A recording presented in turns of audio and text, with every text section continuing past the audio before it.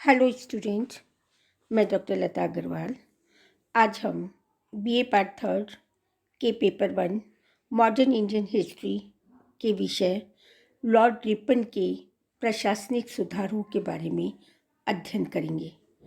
Lord Ripon जो भारत में 1882-1884 तक वाइसराय रहे, उन्होंने भारत में उदारता की नीति के द्वारा ब्रिटिश प्रशासनिक सत्ता पर कार्य किया या को लागू किया। अभी हमने पूर्व के वीडियो में देखा कि 1876 से 80 तक लॉर्ड लिटन जो रिप्रेसिव पॉलिसी के समर्थक थे, उनका भारत में विरोध हुआ और परिणामतः ब्रिटेन के अंदर जो इलेक्शन हुए थे उसमें उदार दल की विजय हुई। उदार दल ने उदारवाद से प्रेरित रिपन को यहाँ पर भारत का वाइसराय बनाकर भेजा। रिपन उदार नीति से प्रेरित था और उसकी स्वयं की मान्यता थी कि शिक्षित मध्यम वर्ग को प्रशासन से संबद्ध करके ही भारत में ब्रिटिश साम्राज्य को सुदृढ़ किया जा सकता है। वह भारतीयों पर बढ़ते हुए आर्थिक शोषणात्मक नीति से भी द्रवित था। उसकी अनुभूति या उसका तो मानना था कि मुझे भारतीयों के साथ उदारता से व्यवहार करना चाहिए। परिणामतः सर्वप्रथम लॉर्ड रिपन ने 1881 में फैक्ट्री अधिनियम पारित किया, जिसके अंतर्गत 7 वर्ष से कम आयु के बच्चों को कारखानों में नियुक्त न करने को कहा। 9 घंटे से अधिक कार्य नहीं करने के लिए नियम लागू किया गया।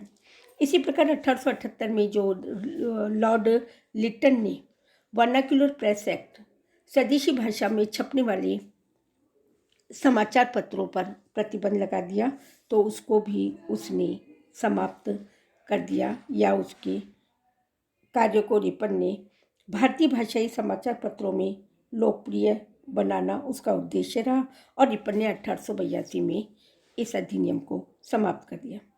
सबसे बड़ा उसका जो कार्य था जिसके कारण लॉर्ड रिपन की उदारता की नीति का परिचय था, वह था सेल्फ गवर्नमेंट, स्थानीय स्वशासन की स्थापना की गई और इस स्थापना के अंतर्गत उसकी आदर्शवादिता उदारता का प्रतीक बना। उनका कहना था कि मैं चाहता हूं कि भारतीय समाज में प्रतिभाशाली एवं प्रभावशाली लोगों को क्रमिक प्रशिक्षण दिया जाए, जिससे वे अपने स्थानीय मामलों की व्यवस्था में अत्यंत रुचि तथा सक्रियता से भाग ले सकेंगे। बच्चों, उसकी उदारता की ये नीति ही आगे जाकर के स्वतंत्रता आंदोलन का मूल आधार बनेगा। और यही नहीं, जो 28 दिसंबर 1885 को भारतीय राष्ट्रीय कांग्रेस की स्थापना की गई थी, उस स्थापना का मूल आधार या पृष्ठभूमि रिपन के सुधारात्मक प्रयासों का ही परिणाम थी। आगे जाकर के जब भारतीय राष्ट्रीय कांग्रेस का हम अध्ययन करेंगे, जिसमें प्रारंभ में उदारवाद, उग्रवाद, फिर क्रांतिकारी आंदोलन और गांधी युग का कारण यहीं से या की पृष्ठभूमि रिपन की उदारता या प्रशासनिक सुधारों से ही प्रारंभ होती है। उसने स्थानीय स्वशासन के अंतर्गत नगर पालिका, बोर्ड तथा लोकल बोर्ड की स्थापना करके उसने वहाँ के बढ़ते हुए राजनीति के बढ़ते हुए स्थानीय प्रशासन के द्वारा उसने वहाँ पर जितना हो सका सुधार लाने का प्रयास किया गया था। इसी प्रकार उसने शिक्षा संबंधी सुधार किए। 3 फरवरी 1882 को आयोग की नियुक्ति की और सर विलियम हंटर को इसका अध्यक्ष नियुक्त किया। प्राथमिक, माध्यमिक, उच्च शिक्षा के संबंध में आयोग ने के विकास के संबंध में अपनी सिफारिश प्रस्तुत की। लॉर्ड मेयो ने वित्तीय विकेंद्रीकरण की नीति को जन्म दिया। लॉर्ड रिपन ने इस नीति को जारी अवश्य रखा और 3 भागों में विभाजित कर दिया, साम्राज्यी, प्रांतीय तथा विभाजित। साम्राज्यी मद में नमक, आबकारी, सीमा शुल्क, डाकतार, रेलवे, अफीम, टकसाल, चुंगी आदि रखे गए, जिससे केंद्र की आय होती थी। प्रांतीय मद में शिक्षा, चिकित्सा, जेल, प्रेस, साधारण प्रशासन, पुलिस आदि संबंधी कार्य रखे गए।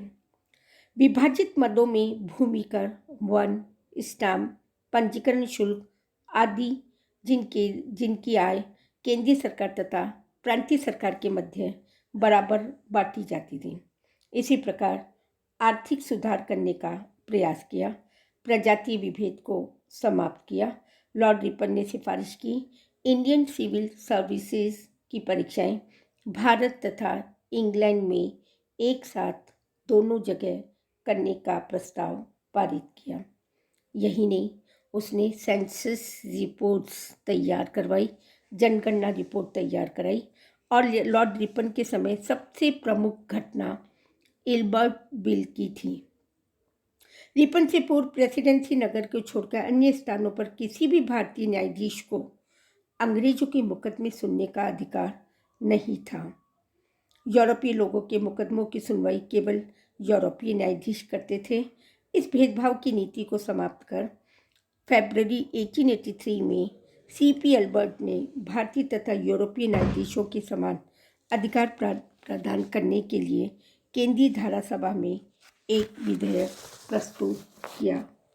इस प्रकार इल्बर्ट बिल का महत्व बढ़ता गया और लॉर्ड रिपन की उदारता जो भारतीयों के प्रति थी, उसने अपने सुधारों के माध्यम से प्रस्तुत की।